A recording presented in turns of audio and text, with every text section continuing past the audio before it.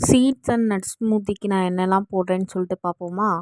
ஆளி விதை 1 spoon, sunflower seeds ஒரு spoon, அடுத்தது பம்ப்கின் சீட்ஸ் 1 ஸ்பூன், அடுத்து வந்து வெள்ளை எள்ளு அது வந்து 1 ஸ்பூன், அது கூட வந்து ஒரு 8 பாதாம் சேர்த்துப்பேன். அதுக்கப்புறம் வந்து ஒரு 6 வந்து டேட்ஸ் சேர்த்துப்பேன். இது வந்து என் ஹஸ்பண்டுக்கும் எனக்கும் போடுறேன். அதுவே 1 ஸ்பூன் போட்டாலே எங்கள் 2 பேத்துக்குமே கரெக்டாக இருக்குது. ஸோ அதனால தான் 1 ஸ்பூன் மட்டும் போடுறேன். 2 ஸ்பூன் போட்டால் அதிகமாக இருக்குது. ஸோ அதனால் 1 ஸ்பூன், எனக்கு ஒரு 3 டேட்ஸ், என் ஹஸ்பண்டுக்கு ஒரு 3 டேட்ஸ் அப்படிங்கிற மாதிரி கணக்கு பண்ணி மொதல் நாள் நைட்டே ஊற வச்சுருவேன். ஊற வச்சுட்டு மறுநாள் மார்னிங் எடுத்துப்பேன். அப்படி இல்லைன்னா ஈவினிங் வந்து டீக்கு பதிலாக எடுத்துக்கிடுவேன். நமக்கு வந்து ஒரு சில பேருக்கு டீ குடிக்கணும்னு ரொம்ப கிரேவிங்ஸாக இருக்கும். ஸோ அது வந்து அந்த டைமில் நீங்கள் இது குடிச்சிங்கன்னா இதுவே ஒரு காஃபி மாதிரி சூப்பராக தான் இருக்கும்.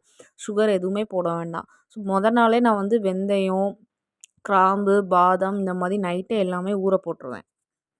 வெந்தய தண்ணி வந்து எதுக்கு எடுத்துக்கிடுவாங்கன்னா, இன்சுலின் ரெசிஸ்டன்ஸ் நம்ம வெயிட் அதிகமாக இருக்கும்போது இன்சுலின் ரெசிஸ்டன்ஸ் ப்ராப்ளம் இருக்கும். ஸோ அதை வந்து கண்ட்ரோல் பண்ணால் நமக்கு வந்து வெயிட் ஈஸியாக லாஸ் ஆகும். ஸோ அதுக்கு தான் வெந்தயம் வந்து காலையில் எம்ப்டி ஸ்டொமக்கில் எடுக்கணும்னு சொல்லுவாங்க. இதே மாதிரி இன்சுலின் ரெசிஸ்டன்ஸ்க்கு வந்து நிறைய ஃபுட்ஸ் இருக்குது. நான் அதை ஒவ்வொரையும் டெய்லி வீடியோவில் வந்து அப்டேட் பண்ணுறேன். மார்னிங் பிரேக்ஃபாஸ்ட்டுக்கு நான் என்ன எடுத்துக்கிட்டேன்னா, இளநீரும் ஒரு இளநீ மட்டும் எடுத்துக்கிட்டேன் மார்னிங் பிரேக்ஃபாஸ்ட்டுக்கு.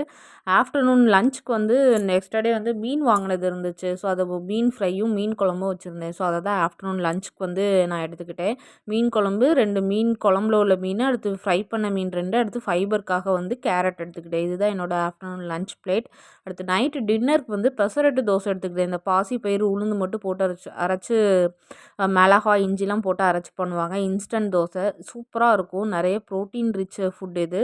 ஸோ இதுதான் நான் வந்து நைட்டு வந்து டின்னருக்கு வந்து 2 தோசை, அது கூட வந்து தேங்காய் சட்னி மட்டும் எடுத்துக்கிட்டேன். இந்த வீடியோ உங்களுக்கு பிடிச்சிருந்துச்சுன்னா சப்ஸ்கிரைப் பண்ணுங்கள். நிறைய பேர் வந்து சப்ஸ்கிரைப் பண்ணாமல் இந்த வீடியோ பார்க்குறீங்க. ஸோ சப்ஸ்கிரைப் பண்ணால் தான் நான் போடுற வீடியோஸ்லாம் நோட்டிஃபிகேஷன் வரும். சரி, ஓகே ஆல் பாய்.